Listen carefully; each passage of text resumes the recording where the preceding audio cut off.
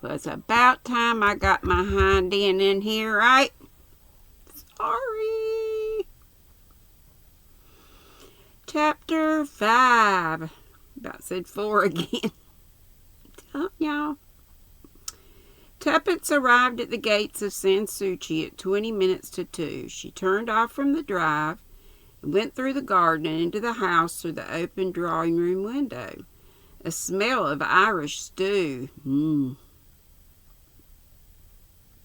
And the clatter of plates and murmur of voices came from afar. Sans Souci was hard at work on its midday meal.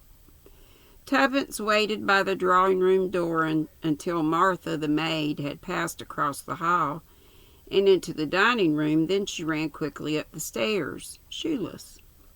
She went into her room, put on her soft felt bedroom slippers, and then went along the landing and into Mrs. Perina's room. Once inside, she looked round and felt a certain distaste sweep over her.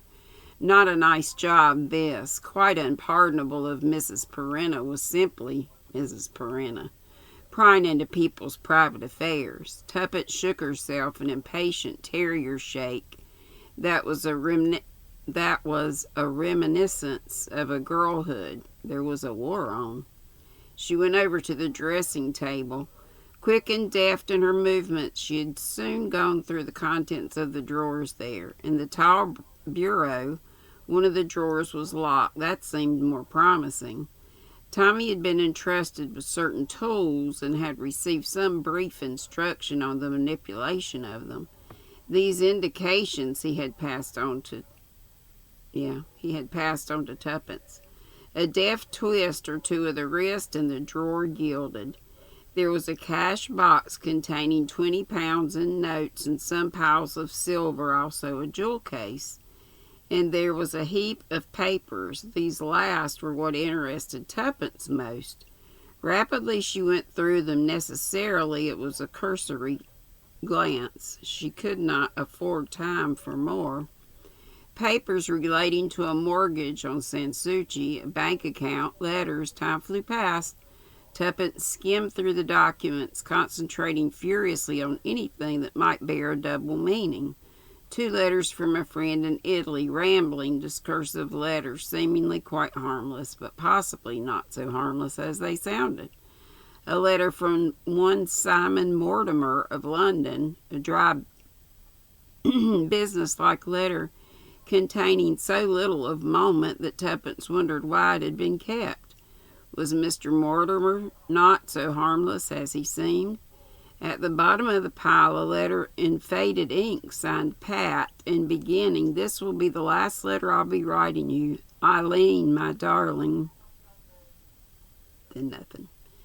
No, not that. Tuppence could not bring herself to read that. She refolded it, tidied the letters on top of it, then suddenly alert, pushed the drawer to. No time to relock it. And when the door opened and Mrs. Perina came in, she was searching vaguely amongst the bottles on the washstand. Mrs. Blenkinsop turned a flustered but foolish face towards her hostess.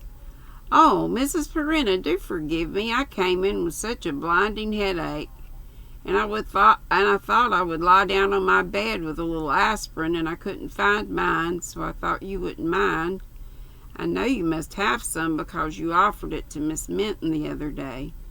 Mrs. Perina swept into the room. There was a sharpness in her voice as she said, "Why, of course, Mrs. Blenkinsop. Why ever didn't you come and ask me?" "Well, of course, yes, I should have done, really, but I knew you were all at lunch. And I do so hate, making a fuss." Passing Tuppence, Mrs. Perina caught up the bottle of aspirin from the washstand. "How many would you like?" she demanded crisply. Mrs. Blenkinsop accepted 3. Escorted by Mrs. Perina, she crossed to her own room and hastily demurred to the suggestion of a hot water bottle. Mrs. Perina used her parting shot as she left the room. "But you have some aspirin of your own, Mrs. Blenkinsop. I've seen it." Tuppence cried quickly, "Oh, I know I've got some somewhere, but so stupid of me. I simply couldn't lay my hands on it." Mrs. Perrine said with a flash of her big white teeth. "We'll have a good rest until tea time." She went out, closing the door behind her. Tuppence drew a deep breath, lying on her bed rigidly, lest Mrs. Perrine should return. Had the other suspected anything? Those teeth, so big, so white, the better to eat you with, my dear. I was thinking the same thing. Tuppence always thought of that when she noticed those teeth. Mrs. Perrine's hands, too, big, cruel-looking hands. She had appeared to accept Tuppence's presence in her room quite naturally, but later she would find the bureau drawer unlocked. Would she suspect then, or would she think she had left it unlocked herself by accident? One did do such things. Had Tuppence been able to replace the papers in such a way they looked much the same as before? Surely, even if Mrs. Perrine did notice anything amiss, she would be more likely to suspect one of the servants than she would Mrs. Blenkinsop. And if she did suspect the latter, wouldn't it be a mere case of supporting her undue curiosity? There were people, Tuppence knew, who did poke and pry. But then if Mrs. Perrine were the renowned German agent M, she would be suspicious of counter-espionage. Had anything in her bearing revealed undue alertness?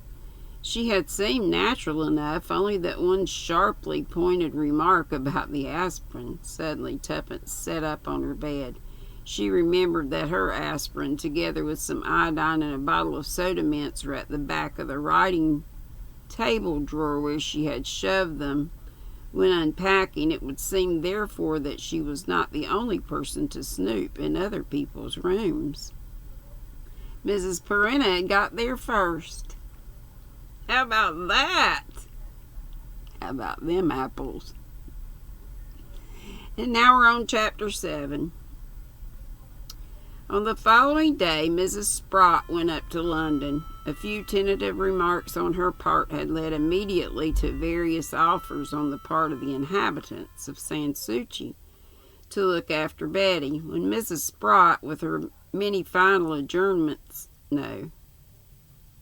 adjurations to Betty to be a very good girl, had departed, Betty attached herself to Tuppence, page turn, who had elected to take morning duty. "Play," said Betty, "play hide and seek." She was talking more easily every day and had adopted a most fetching habit of laying her head on one side, fixing her interlocutor with a bewitching smile, and murmuring, "Peace." Tuppence had intended taking her for a walk, but it was raining hard, so the two of them adjourned to the bedroom, where Betty led the way to the bottom drawer of the bureau where her playthings were kept. "Hide Bonzo, shall we?" asked Tuppence. But Betty had changed her mind and demanded instead, "Weed me story." She said story, not story. Tuppence pulled out a rather tattered book from one end of the cupboard, to be interrupted by a squeal from Betty. "No, no, nasty bad."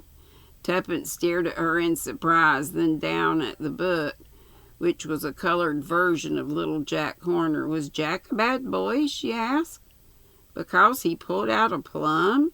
Betty reiterated with emphasis, "Bad," and with a terrific effort, "Dirty."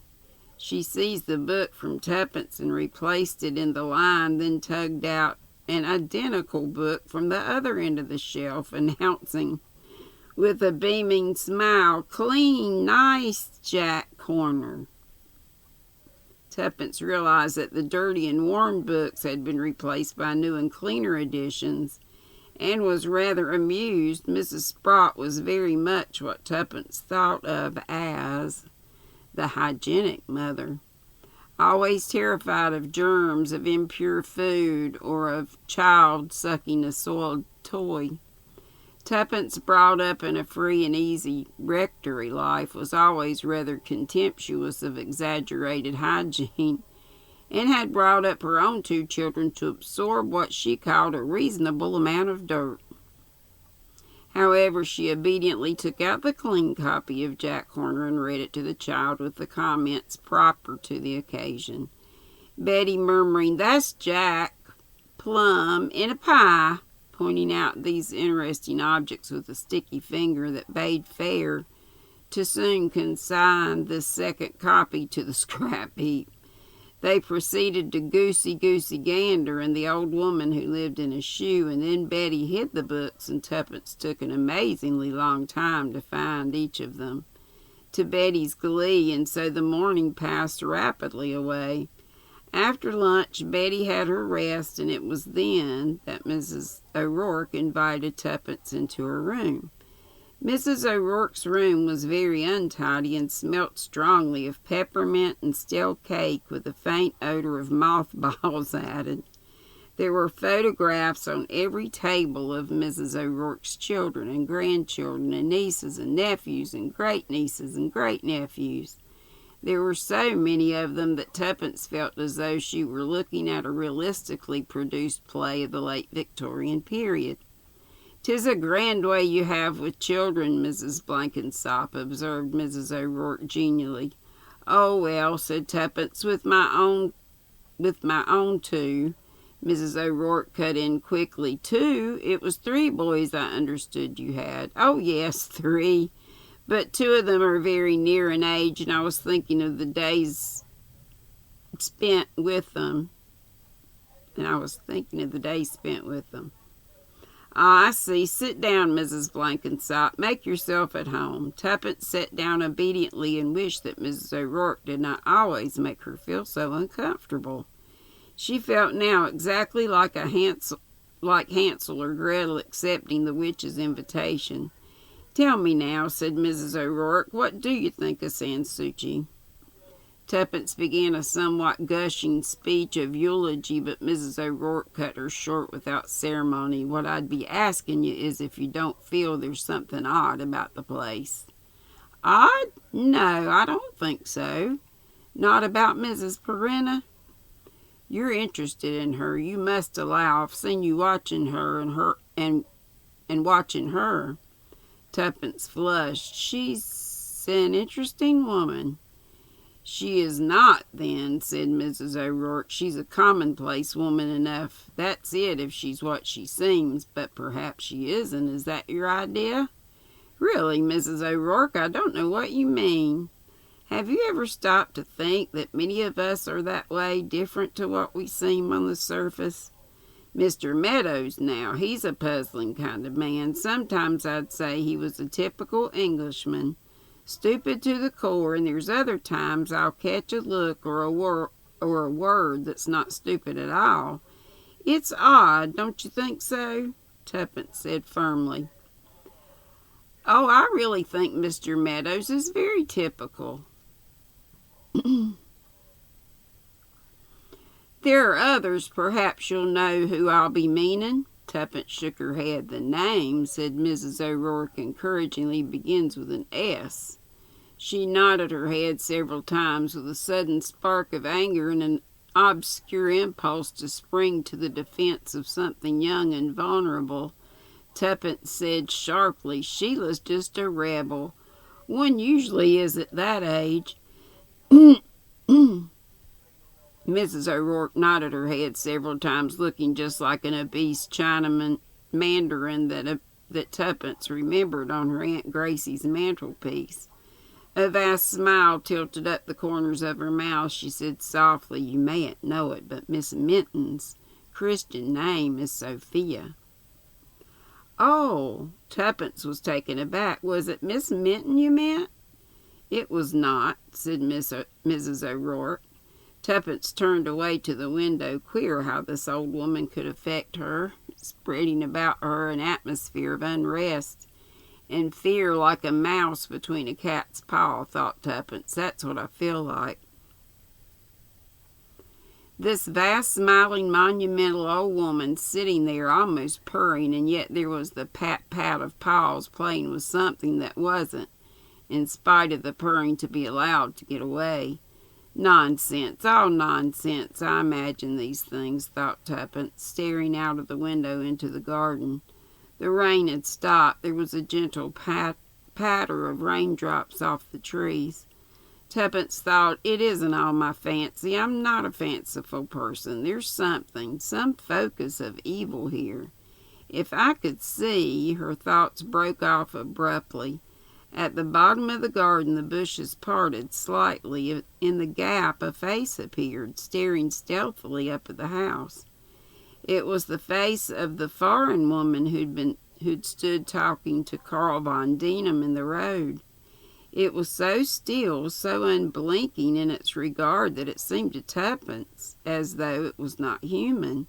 Staring up at the windows of Sans Souci, it was devoid of expression.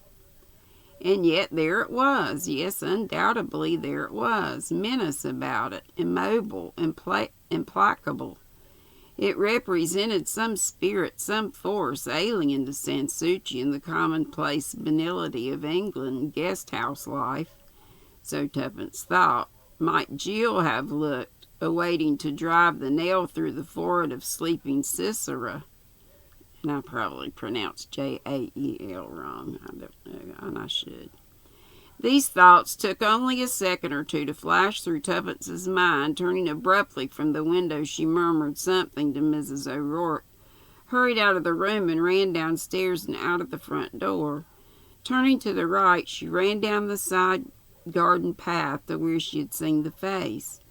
There was no one there now. Tuppence went through the shrubbery and out onto the road and looked up and down the hill. She could see no one. Where had the woman gone? Vexed, she turned and went back into the grounds of Sans Souci. Could she have imagined the whole thing? No, that woman had been there. Obstinately, she wandered round the garden, peering behind the bushes. She got very wet and found no trace of the strange woman. She retraced her steps to the house with a vague feeling of foreboding, a queer, formless dread of something about to happen. She did not guess, would never have guessed, what that something was going to be. And this is part 2, and I'll get through as much of it as I can. Now that the weather had cleared, Miss Minton was dressing Betty preparatory to taking her out for a walk. They were going down to town to buy a celluloid duck to sell in Betty's bath. Betty was very excited and capered so violently that it was extremely difficult to insert her arms into her woolly pullover. The two set off together, Betty chattering violently, "Buy a duck, buy a duck, for Betty barf, and deriving great pleasure from a ceaseless reiteration of these important facts. 2 matches left carelessly crossed on the marble table in the hall informed Tuppence that Mr. Meadows was spending the afternoon on the trail of Mrs. Perrine. Tuppence betook herself to the drawing room, and cool how they've got that little thing set up with the symbols. Herself in the drawing room and the company of Mr. and Mrs. Cayley. Mr. Cayley was in a fretful mood. He had come to Lehampton, he explained, for absolute rest and quiet. And what quiet could there be with a child in the house? All day long it went on, screaming and running about, jumping up and down on the floors. His wife murmured pacifically that Betty was really a dear little mite, but the remark met with no favor. No doubt, said Mr. Cayley, wriggling his long neck, but her mother should keep her quiet. There are other people to consider, invalids, people whose nerves need repose. Tuppence said, "It's not easy to keep a child of that age quiet. It's not natural. There would be something wrong with the child if she was quiet." Mr. Cayley gobbled angrily, Nonsense, this foolish modern spirit, letting children do exactly as they please. A child should be made to sit down quietly and nurse a doll, or read, or something. "She's not even 3 yet," said Tuppence, smiling. "You can hardly expect her to be able to read." "Well, something must be done about it. I shall speak to Mrs. Perrine. The child was singing in her bed before 7 this morning. I had had a bad night and just dropped off towards morning, and it woke me right up. "It's very important that Mr. Cayley should get as much sleep as possible," said Mrs. Cayley anxiously. "The doctor said so." "You should go to a nursing home," said Tuppence. "My dear lady, such places are ruinously expensive, and besides, it's not the right atmosphere. There is a suggestion of illness that reacts unfavorably on my subconscious." "Bright society," the doctor said, Mrs. Cayley explained helpfully. "A normal life. He thought a guest house would be better than just taking a furnished house. Mr. Cayley would not be so likely to brood and would be stimulated by exchanging ideas with other people." Mr. Cayley's method of exchanging ideas was, so far as Tuppence could judge, a mere recital of his own ailments and symptoms, and the exchange consisted in the sympathetic or unsympathetic reception of them. Adroitly, Tuppence changed the subject. "I wish you would tell me," she said, "of your own views of life in Germany. You told me you had traveled there a good deal in recent years. It would be interesting to have the point of view of an experienced man of the world like yourself. I can see you are the kind of man, quite unswayed by prejudice, who could really give a clear account of conditions there." Flattery, in Tuppence's opinion, should always be laid on with a trowel where a man was concerned. Mr. Cayley rose at once to the bait. "As you say, dear lady, I am capable of taking a clear and prejudiced view.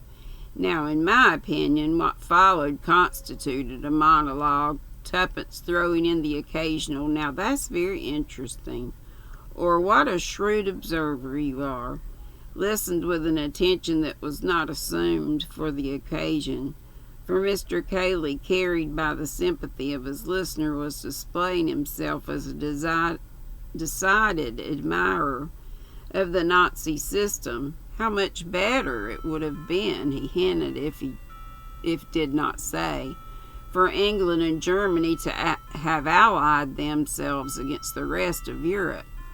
The return of Miss Minton and Betty, the celluloid ducky duly obtained, broke in upon the monologue, which had extended unbroken for nearly 2 hours. Looking up, Tuppence caught rather a curious expression on Mrs. Cayley's face. She found it hard to define. It might be merely pardonable wife jealousy at the monopoly of her husband's attention by another woman. It might be alarm at the fact that Mr. Cayley was being too outspoken in his political views. It certainly expressed dissatisfaction. Tea was the next move, and hard on that came the return of Mrs. Sprott from London, exclaiming, "I do hope Betty's been good and not troublesome. Have you been a good girl, Betty?" To which Betty replied laconically by the single word, "Damn." This, however, was not to be regarded as an expression of, and it's spelled D-A-M, not the curse word kind, the water kind. But is that a mistake? Let's listen. This, however, was not to be regarded as an expression of disapproval at her mother's return, but merely as a request for blackberry preserve. Yes, she called it that. Whoa. It went a bunch of pages, sorry. Good gravy. Oh, here we go. It elicited a deep chuckle from Mrs. O'Rourke and a reproachful "Please, Betty dear," from the young lady's parent. Mrs. Sprott then sat down, drank several cups of tea, and plunged into a spirited narrative of her purchases in London. The crowd on the train, what a soldier recently returned from France had told the occupants of her carriage, and what a girl behind the stocking counter had told her of a stocking shortage to come. The conversation was, in fact, completely normal. It was prolonged afterwards on the terrace outside, for the sun was now shining and the wet day a thing of the past. Betty rushed happily about, making mysterious expeditions into the bushes, and returning with a laurel leaf or a heap of pebbles, which she placed in the lap of one of the grown-ups with a confused and unintelligible explanation of what it represented.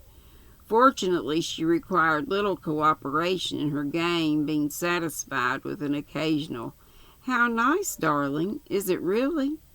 Never had there been an evening more typical of Sans Souci at its most harmless. Chatter, gossip, speculations as to the course of the war. Can France rally? Will Weigand pull things together? What is Russia likely to do? Could Hitler invade England if he tried? Will Paris fall if the bulge is not straightened out? Was it true that? It had been said that, and it was rumored that, political and military scandal was happily bandied about. Tuppence thought to herself, chatterbugs a danger? Nonsense, they're a safety valve. People enjoy these rumors. It gives them stimulations to carry on with their own private worries and anxieties. She contributed a nice tidbit prefixed by, "My son told me." Of course, this is quite private, you understand. Suddenly, with a start, Mrs. Sprott glanced at her watch. "Goodness, it's nearly 7. I ought to have put that child to bed hours ago. Betty, Betty!" It was some time since Betty had returned to the terrace, though no one had noticed her defection. Mrs. Sprott called her with rising impatience. "Betty! Where can that child be?" Mrs. O'Rourke said with her deep laugh. "Up to mischief, I've no doubt of it. 'Tis always the way when there's peace. Betty, I want you." There was no answer, and Mrs. Sprott rose impatiently. "I suppose I have to go and look for her. I wonder where she can be."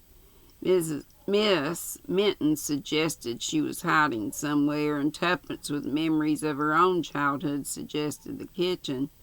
But Betty could not be found either inside or outside the house. They went around the garden calling, looking all over the bedrooms. There was no Betty anywhere. Mrs. Sprott began to get annoyed. "It's very naughty of her, very naughty indeed.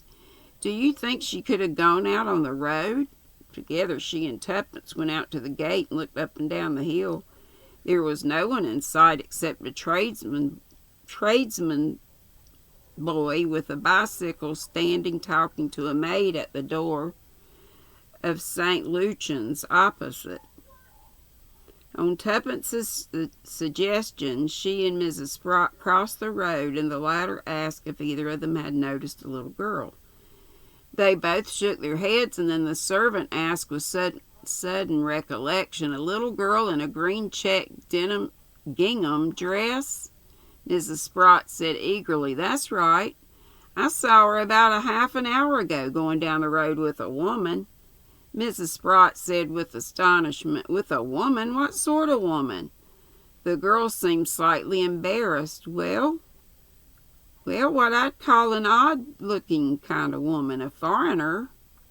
Queer clothes, a kind of shawl thing, and no hat, and a strange sort of face, queer-like, if you know what I mean. I'd seen her once or twice lately, and to tell the truth, I thought she was a bit wanting, if you know what I mean," she added helpfully. In a flash, Tuppence remembered the face she had seen that afternoon peering through the bushes, and the foreboding that had swept over her. But she had never thought of the woman in connection with the child, could not understand it now. She had little time for meditation, however, for Mrs. Sprott almost collapsed against her. "Oh, Betty, my little girl, she's been kidnapped. What did the woman look like, a gypsy?" Tuppence shook her head energetically. "No, she was fair, very fair, a broad face with high cheekbones and blue eyes set very far apart." She saw Mrs. Sprott staring at her and hastened to explain. "I saw the woman this afternoon, peering through the bushes at the bottom of the garden, and I've noticed her hanging about. Carl Von Denham was speaking to her one day. It must be the same woman. The servant girl chimed in to say, "That's right, fair-haired she was, and wanting, if you ask me. Didn't understand nothing that was said to her." "Oh, God," moaned Mrs. Sprott, "what shall I do?" Tuppence passed an arm round her. "Come back to the house and have a little brandy. Then we'll ring up the police. It's all right. We'll get her back." Mrs. Sprott went on with her meekly murmuring in a dazed fashion. "I can't imagine how Betty would go like that with a stranger." "She's very young," said Tuppence, "not old enough to be shy." Mrs. Sprott cried out weakly, "Some dreadful German woman, I expect. She'll kill my Betty." "Nonsense," said Tuppence robustly. "It will be all right. I expect she's just some woman who's not quite right in her head." But she did not believe her own words, did not believe for one moment that the calm blonde woman was an irrepressible lunatic. Carl, would Carl know? Had Carl something to do with this? A few minutes later she was inclined to doubt this. Carl Von Denham, like the rest, seemed amazed, unbelieving, completely surprised. As soon as the facts were made plain, Major Bletchley assumed control. "Now then, dear lady," he said to Mrs. Sprott, "sit down here, just drink a little drop of this brandy. It won't hurt you, and I'll get straight on to the police station." I must stop right there. My throat is sore, and I forgot to bring anything in here with me. You'd think after some time I would finally learn and to cut those off.